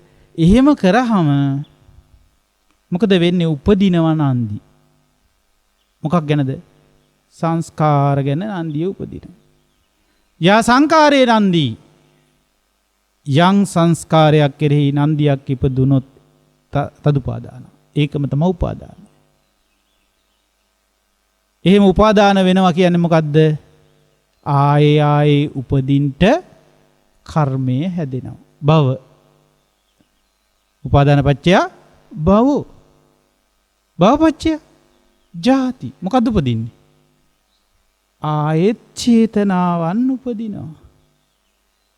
ආයෙ සංකාර හට ගන්නවා. ඒ උපාදානත් එක්කනේ දැන් යන්නේ. එහෙනම් සංකාර උපාදාන ආයෙත් හට ගන්නවද නැද්ද? කොච්චරද? කන්දරාවක්. කියන්න බැරි තරම් ප්‍රමාණයක් හැදෙන්න පුළුවන්. ඒ කන්දරාවට කියනවා කන්ද කියලා. ස්කන්ධ කියලා. දැන් මොනවද වෙන්නේ එහෙනම්? සංකාර උපාදාන එක්ක යනකොට කන්දරාවක් උපදිනවා. ඒකට කියනවා සංකාර උපාදානස්කන්ධ. සමුදයෝ හෝති. තේරුණාද? ඔය විදිහට තමයි මුළු මහත් දුක් රැසම හටගන්නේ. එහෙනම් මේ සමුදය කියලා කතා කරලා තියෙන්නේ මොන සමුදය ගැනද? දුක්ඛ සමුදය. නේද? ඇයි භවපත්‍ය ජාති ජාතිපත්‍ය එතනින් අතර වෙන්නේ නැහනේ. ජරා මරණ ශෝක පරිදේව දුක්ඛ දෝමනස් උපායාස සම්භවಂತಿ කියන තැනටම ය ගිහිල්ලා නතර වෙන්නේ. එහෙනම් මුළු මහත් දුක් රැසම ඒව මේ තස්ස කේවලස්ස දුක්ඛ කන්දස්ස සමුදයෝ හෝති කියලා කියනවා. ওই විදිහට තමයි මුළු මහත් දුක් රැසම හටගන්නේ කියලා පේනවා. දැන් ඒ කාලේ කියනකොටම මිනිස්සුන්ගේ තණ්හාව ගැලවෙනවා. ওই ටික කියනකොටම මේ යථාභූතය ඇති වෙනවා. අපිට පුදුම වැඩේ කියන්නේ මෙවුවා කොච්චර කිව්වත් ඒක එහෙම වෙන්නේ නැහැ. ඒකට හේතුව සමහර අය මෙහෙම ධර්ම දාන හරියට කරගෙන නැහැ. මේ සම්බන්ධයේ ධර්ම දානවල හොඳට හිත පිහිටවා ගන්න බැරි වෙලා තියෙනවා. පැහැදිලිද? එතකොට සමුදය පිළිබඳව අපි කතා බස් කරේ. දැන් එහෙනම් ඒ විදිහට විඥානයේ සමුදය වෙන්නේ කොහොමද? විඥානය සාතුටින් පිළිගන්න. විඥානේ ගුණ කියනවා. විඥානේ හිත බැස ගන්න. එතකොට මොකද වෙන්නේ? උපදිනව නන්දි. uppajjati නන්දි. තස විඥානේ අභිනන්දති අභිවදති අජ්ජෝසාය තිට්ඨතෝ නේ අභිනන්දතෝ අභිවදතෝ අජ්ජෝසාය තිට්ඨතෝ. ඒ විදිහට විඥානයේ සතුටින් පිළිගන්නකොට ගුණ කියනකොට හිත බැස ගන්නකොට උපදිනව නන්දිය. ආශාව කැමැත්ත උපදිනවා. යා විඥානේ නන්දි යම් විඥානයක් කෙරෙහි යම් දැනීමක් කෙරෙහි ওই විදිහට කැමැත්තක් නන්දියක් ඉපදුනොත් තදුපාදාන. ඒකම තමයි උපාදානය කියන්නේ. තස උපාදාන පත්‍ය භව. ඒ උපාදානයේ නිසා මොකද වෙන්නේ? භවය හැදෙනවා. භවපත්‍ය ජාති. ආයත් විවිධාකාරයේ දැනීම් උපදිනවා. දැනීම් උපදිනවා. තේරුණාද කියන්නේ? එතකොට දැනීම් උපදිනවා කියලා කියන්නේ ආය විඥානයන් හැදෙනවා කියලා කියන්නේ ප්‍රතිසන්දි විඥානයන් හැටියට අනේක වාරයක් ප්‍රතිසන්දි විඥාන හැදෙන්න මේක බලපානවා. පැහැදිලිද? මේ සතුටින් පිළිගැනීම. මේ ಗುಣ කියන එක. එතකොට අපිට සරලව මේක අල්ලගන්න තියෙන තැන් ටිකක් නේද බුදුරජාණන් වහන්සේ පෙන්වන්නේ මේ. සතුටින් පිළිගන්න ගිහිල්ලා ಗುಣ කියන්න ගිහිල්ලා කරගන්න විනාශය. ආයෙ හදා ගන්නවා. ආයෙ හට ගන්නවා. මොනවද හටගන්නේ? රූප හට ගන්නවා, වේදනා හට ගන්නවා, සංඥා හට ගන්නවා, සංකාර හට ගන්නවා, විඥාන හට ගන්නවා. නිදහස් නොවුන ටික ආයෙ හැදෙනවා.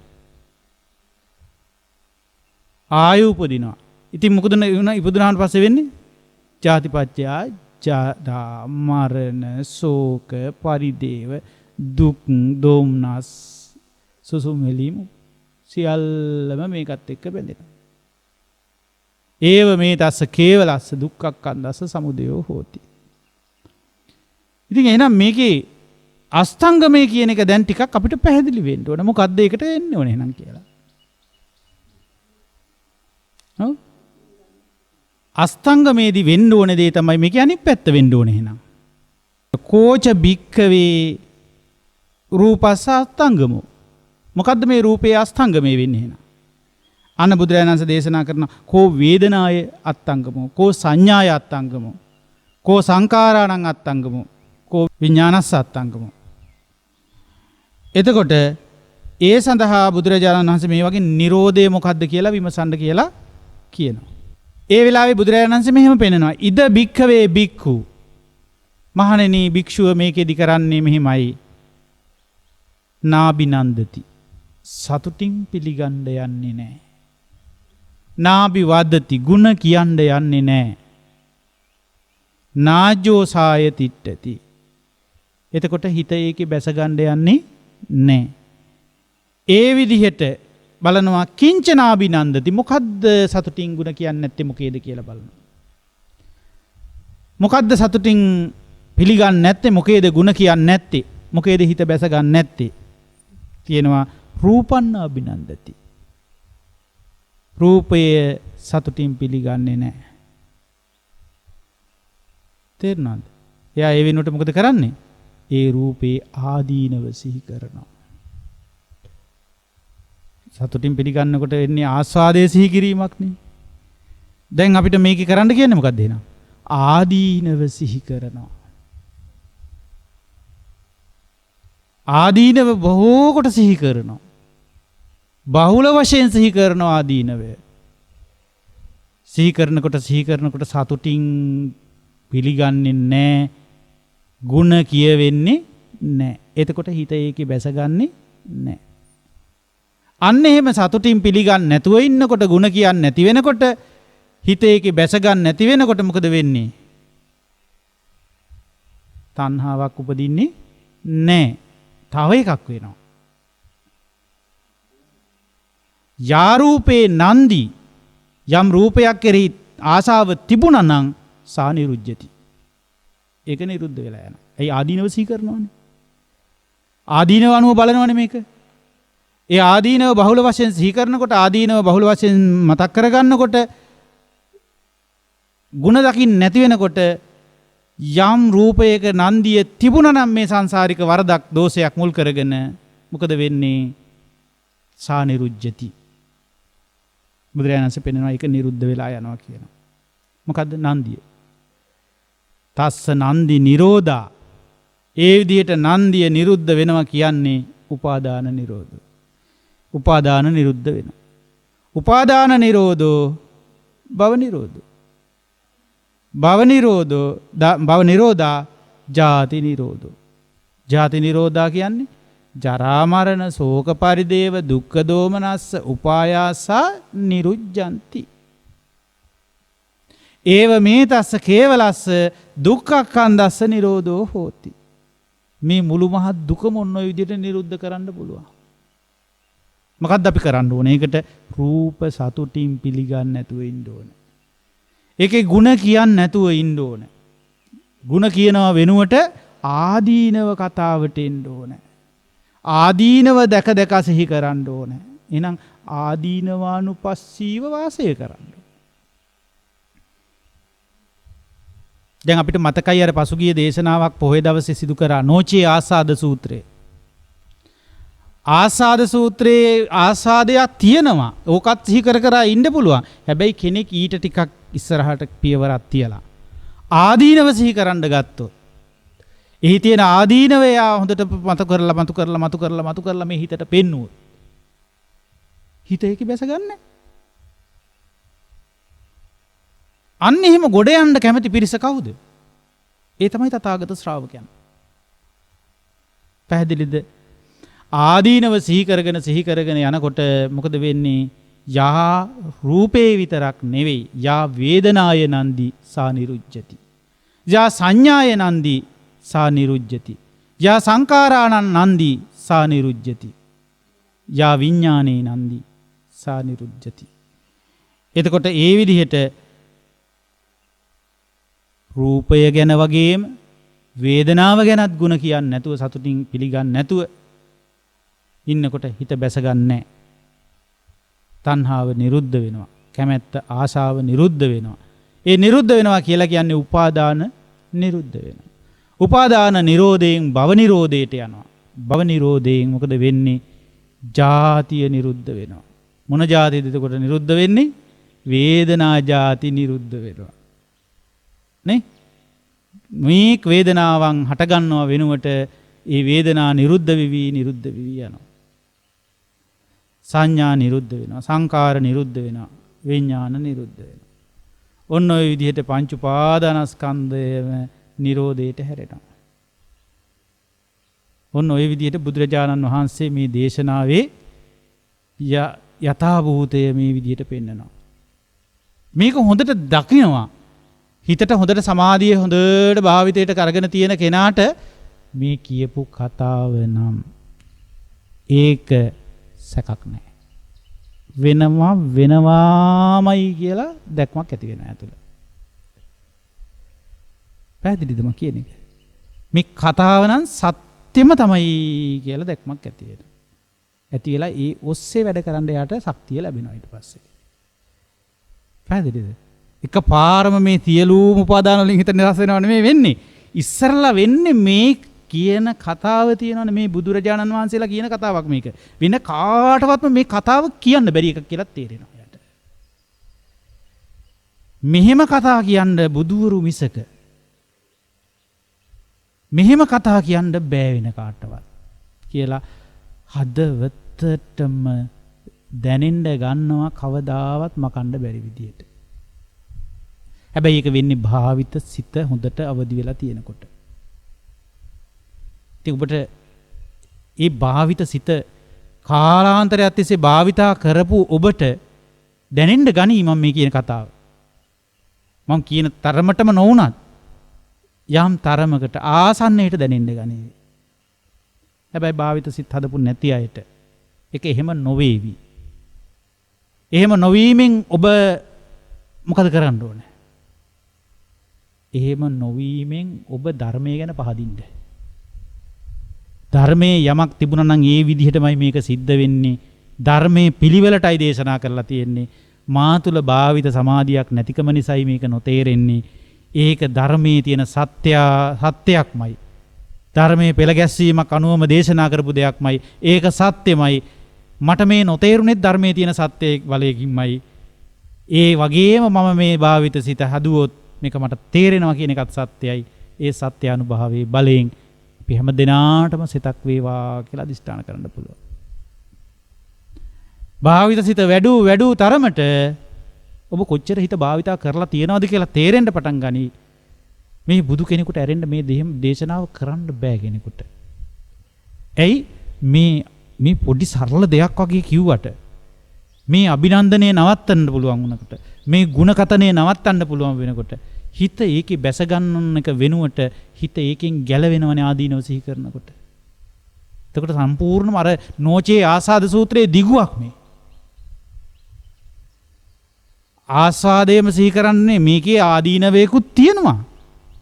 ඒ ආදීනවය සිහි කරන්න ආදීනවය දකින්න මෙයාගේ හිත බලන්න උපාදානයෙන් නිදහස් වෙනවනේ. ඇල්මෙන් නිදහස් වෙනවනේ. ඉතින් යම් දෙයක තියෙන චන්දරාගයෙන් හිත නිදහස් වෙනවා කියන්නේ නිස්සරණය. නිස්සරණය කියලා දෙයක් තියෙනවා. බුදු කෙනෙක් දේශනා කරලා තියෙනවා. ඒක බැරි නම් කරන්න කියන්නේ පුළුවන්. අපි ගිහිවද ඉන්නේ පැවිදිවද ඉන්නේ කියන එක හොයනවට වඩා හොයන්න මෙන්න මෙතන. හිත පැවිදි වෙයි එතකොට. හිත සංසාරික දුක දකි. හිත සංසාරයේ දුකට කලකිරෙයි. හිත සංසාරයේ දුක දැකලා කලකිරිලා අවබෝධයෙන් මේ දුක්ඛ සමුදය ප්‍රහාණය කරાવી. එතකොට දුකට බය කියන එක පෙන්නේ නැති වෙලා යයි. ඇත්තටම දුකට බය නම් සංසාරික දුකට වැටෙන්න බය නම් කොහේ හරි හැංගිලා දුකම පෝෂණය කරන තැනකට වඩා ඉන්න තැනක ලැබිච්ච දෙයක් වළඳලා ලැබිච්ච දෙයක් අනුභව කරලා ලැබුණේ ගුටි බැට නම් ඒක අනුභව කරලා මේ දුක අවබෝධ කෙරෙව්වොත් ලැබුණේ ඇනුම් බැනුම් නම් ඒක සතුටින් භුක්ති විඳලා ඒ දුක අවබෝධ කෙරුවොත් ඒවා ඇහෙනකොට මෙහි සංස්කාර හටගනි. චේතනා පහළ වෙයි. ඕවා සතුටින් පිළිගන්න එක දුක්ඛ සමුදයක්මයි කියලා අවබෝධ කෙරුවොත් ඒ හටගන්න සංස්කාරවල හට ගැම්ම මොකද්ද? ඔය සතුටින් පිළිගන්න ගිහිල්ලා ඒවා දිගට හටගන්නේ. ඒවා සතුටින් පිළිගන්න එක නැවැත්තුවොත් ඒවයි ಗುಣ කියන එක නැවැත්තුවොත් ওই විදියට හටගන්න එකත් නතර වෙනවා. එහෙම නිරුද්ධ කර ගන්න ඕනේ. සසර නිරුද්ධ කරනවා කියන්නේ ඒටයි. ඉතින් මම හිතන්නේ මේ දේශනාව ඉතා හොඳම වැඩපිළිවෙලකට මඟ පාදන දේශනාවක්. ඉතින් මේ මඟ පෑදීම අද දවසේ සිදු කරලා දෙන්න මේ දේශනාව අපි සිදු කරද්දී අද පාරිසරික වශයෙන්ුත් යම් වෙනසක් අපි සිදු කර ගන්නට තීරණය කළා. ඒ තමයි වෙනදා ධර්ම දේශනා සිදු කරන ස්ථානයේ නොවි බොහොම නිස්කලංක නිදහස් පරිසරයක් කරා පැමිණිලා මේ නිසංසල වූ පරිසරය තුල අපිට මේ ධර්මයේ හොඳට හිතේ පිහිටවාගෙන අවබෝධ කරගන්නට කතාබස් කරන්නට අවශ්‍ය කරන වටපිටාව අපි සකසා ගත්තා. ඒ වගේම ඔබටත් මේ නිහඬ පරිසරයේ සිට මේ සාකච්ඡා කරන ධර්මදේශනා YouTube තාක්ෂණයේ ඔස්සේ ඔබේ දේශාවනට ඔබේ ශවනට යොමු කරගන්නට ඔබේ දෙනෙතට දැකගන්න හැකි පරිදි යොමු වෙලා තිබෙනවා. ඉතින් මේ දේශනා ශ්‍රවණය කරගෙන මේ ගැඹුර තව තවත් හිතෙන් ස්පර්ශ කරලා බලන්න මේ ගැඹුර අතපත ගාලා බලන්න පුළුවන් විදියට අතපත ගන්නවා කියලා අතින් නෙවෙයි මේක හිතෙන්නේ කරන්න වෙන්නේ නිසා ගැඹුරට හිත තියලා බලන්න පුළුවන් විදියට හිත නිස්කාමී වේවා. හිත තව තවත් භාවිත චිත්තයක් බවටම පත් වේවා කියන උතුම් ප්‍රාර්ථනා ඇතිව අද දවසේ මේ ධර්ම දාණය තිලින කරන්නට කල්පනා කළේ විලත්තව පදිංචි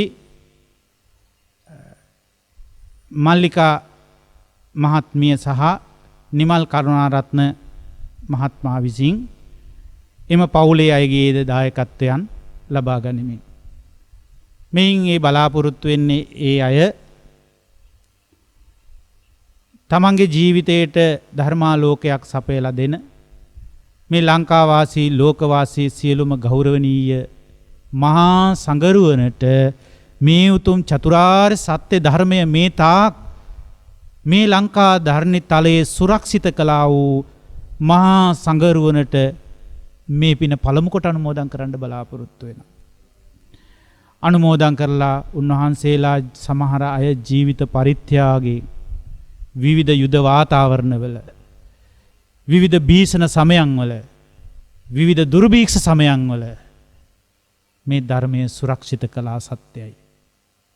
මාතලේ අලු විහාරයේදී මේ ධර්මය ග්‍රන්ථාරූඪ වෙලා අපිට ආරක්ෂා කරන්න පුළුවන් තැනකට ගේනකම් මේ මුඛ පරම්පරාවෙන් ධාරණය කරගත්තු යුග යුග ගණනාවක් මේ ධර්මයේ සුරක්ෂිත කළා වූ අති ගෞරවනීය මහා සංඝරුවනට ඒ පවුලේ සියලු දෙනා මේ ධර්ම දාණය තුලින් নমස්කාර කොට ඒ සියලු පින් මහිමය උන්වහන්සේලාගේ බොහෝ දෙනෙකුගේ නිවන මේ වන විටත් සාක්ෂාත් වෙලා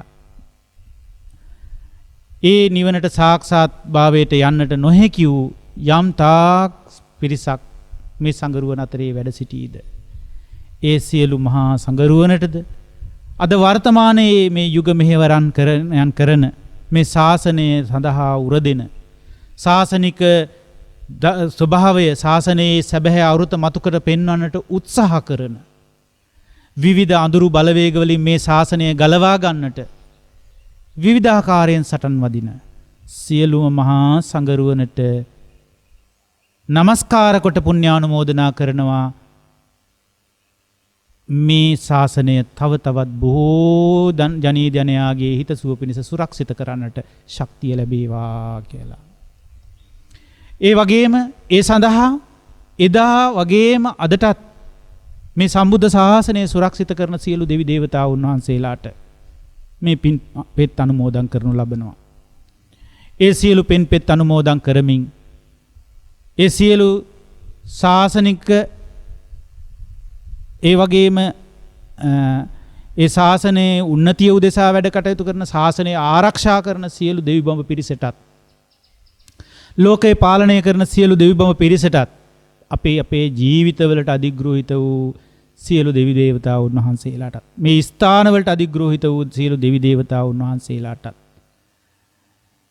ශ්‍රී ලංකා ධර්ණිතලයේ තුල බෝධිරාජාණන් වහන්සේලාට අධිග්‍රහිත වූ දෙවි දේවතාවුන් වහන්සේලා චෛත්‍ය රාජාණන් වහන්සේලාට අධිග්‍රහිත වූ දේවතාවුන් වහන්සේලා පුණ්‍ය භූමිය වලට විහෙර විහාරස්ථාන වලට පුණ්‍යවන්ත ස්ථාන වලට අධිග්‍රහිත වූ දෙවි දේවතාවුන් වහන්සේලාට මේ පින්පෙත් අනුමෝදන් වේවා. උන්වහන්සේලා මේ පින් ලබාගෙන සැපවත් වේවා සුවපත් වේවා. ඒ ශාසනයන් සුරකින්නට ලෝකයන් සුරකින්නට ඒ සද්ධාවන්ත පිරිස සුරකින්නට තව තවත් ශක්තිය ලැබේවා. සියලු දිව්‍ය ආශ්චර්යයන් වැඩෙමින් සියලු දෙවි බඹුන්ද උතුම් ධර්ම අවබෝධයෙන් සැනසෙන්න මේ පින් හේතු වාසනා වේවා කියලා සාදු කියමු. ඒ වගේම බලාපොරොත්තු වෙනවා එම පවුලේ දරුවන් හැටියට තරිඳු නදුන් පුතණුවන්ට අවිෂ්ක නවින් පුතණුවන්ට ලෞකික හා ලෝකෝත්තර අරමුණු ළඟා කර ගැනීම පිණිස ඒගොල්ලන්ගේ ජීවන ගමන සාර්ථක කරගන්නටත් ලෝකෝත්තර ගමනකට සියලු අවශ්‍ය මඟ පෑදීම් සිදු වෙලා ඒ දරුවන්ද මේ සම්බුද්ධ ශාසනයට අයිති දරුවන් බවට පත්වීමටත් මේ පින් මහිමය උපකාරක ශක්තිය හේතු වාසනා වේවා කියලා ප්‍රාර්ථනා කරනවා. ඒ වගේම නිමල් මහත්මයාගේ ආදරණීය දෙමාපියන්ටත් පියතුමා මෑණියන් දෙදෙනා පෙරටු කරගෙන මේ ධර්ම දේශනාවන්ට සම්බන්ධ වෙනවා. ඒ වගේම මල්ලිකා මහත්මියගේ ආදරණීය පියාණන් මෑණියන් ඇතුළු ඒ වැඩිහිටි සහෝදර සහෝදරියන් හැම දිනාටමත් ඒ පවුල් දෙපාර්ශවයේම සියලු පවුල් වලට උතුම් චතුරාර්ය සත්‍ය ධර්මය අවබෝධ වේවා කියලා ප්‍රාර්ථනා කරගෙන මේ පින් අනුමෝදන් කරන්නට බලාපොරොත්තු වෙනවා. ඒ වගේම බලාපොරොත්තු වෙනවා සුජීවත්ව සිටින මේ ධර්ම දේශනාවන්ට සහ සම්බන්ධව උදව් උපකාර කරන ලද කල්යාණ සහායක පිරිසක් මේ පින්නතුන් සමග එකතු පාදා වෙලා කටයුතු කරමින් සිටිනවද? ඒ සියලුම කල්යාණ සංසදවල කල්යාණ දහම සාකච්ඡා කරන්නට එකතු වෙච්ච පිරිස් සිටිනවා. ඒ වගේම මේ වෙලාවේදී බලාපොරොත්තු වෙනවා මේ කල්යාණ මගේ යනකොට මුණ ගැහුණ ගෞරවනීය මෙහෙණින් වහන්සේ නමක් තමයි උත්තරා මෙහෙණින් වහන්සේ. ඒ මෙහෙණින් වහන්සේ මේ වන විට රෝගාතුර වෙලා ශල්‍ය කර්මයකට භාජනය වීම පිණිස නොබෝ දිනකදී රෝහල්ගත වීමට නියමිතයි. ඒ මෑණියන්ට ඒ මෞතුමිය විසින් විශේෂ පරිත්‍යාගයන් සිදු කරලා ඒ කල්යාණ සංසදයේම පිරිස් විවිධ උපකාර කරලා හැකි පමණින් සහයෝගය ලබා දීලා අද මේ ධර්ම දේශනාව තුලදී ඇයට පින් පමුණවනවා. ඒ ශල්‍ය කර්මයේ ඉක්මනින් භාජනය වෙලා උතුම් නිරෝගී සම්පන්නිය ලැබමින් මේ කල්යාණ දහම අවබෝධ කරගන්නට ඇයට මහාතු ශක්තියක් බවට මේ පින්කමපත් වේවා කියන ප්‍රාර්ථනාවයි. ඒ වගේම තවත් කල්යාණ පිරිසක් හැටියට තමන්ගේ ජීවිතවලට එකතු පාදා වෙලා සිටින නිතරම කල්යාණ ශක්තියෙන් ප්‍රයෝජන ගන්නට කටයුතු කරන ඒ ජෝසප් බෙනඩික් පියාණන් සහ සෝමාවති මව ඇතුළු ඒ සෑම දෙලු දිනාටත් සිහිපත් කරලා පින් අනුමෝදනා කරනවා. ඒ අයටත් නිරෝගී සුවය සහ උතුම් ධර්ම අවබෝධය ලැබේවා. ඒ වගේම බලාපොරොත්තු වන සියලුම මිය පරලෝකීය ඥාතිවරුන්ටත් මේ පින් අනුමෝදනා කරලා ඒ ඥාතිවරුන්ද සැපවත් වේවා, සුවපත් වේවා, සාන්ත නිවන් මඟට යොමු වේවා කියලා ප්‍රාර්ථනා කරනු ලබනවා. ඒ විදිහට අද දවසේ මේ උතුම් ධර්ම දානයේ පුණ්‍ය කුසල ධර්මය අනුමෝදන් වීමෙන් ලෝවැසි සැමටම සම්බුද්ධ ශාසනයේ උතුම් පණිවිඩය දැනේවා, හදවත් තුලටම දැනේවා. ඒ හැම කුසලයක්ම ශක්තියක්ම උපකාර වෙලා මේ පින්වත් මල්ලිකා මහත්මියට ඒ වගේම නිමල් මහත්මයාට උතුම් චතුරාර්ය සත්‍ය ධර්මය නොබෝ දිනයකදීම පසක් කරගෙන ඒ සාන්ත නිවන් මගටම යොමු වෙන්න ශක්තිය ලැබේවා කියලා. හැම දිනාටම ප්‍රාර්ථනා කරනවා මේ ධර්ම දේශනාවට සම්බන්ධ වෙන ලංකාවාසී ලෝකවාසී සියලු දෙනාටමත් උතුම් ධර්ම අවබෝධයම සැලසේවා කියා මෙත් සිතින් ප්‍රාර්ථනා කරනවා. හැම දිනාටම තෙරුවන් සරණයි.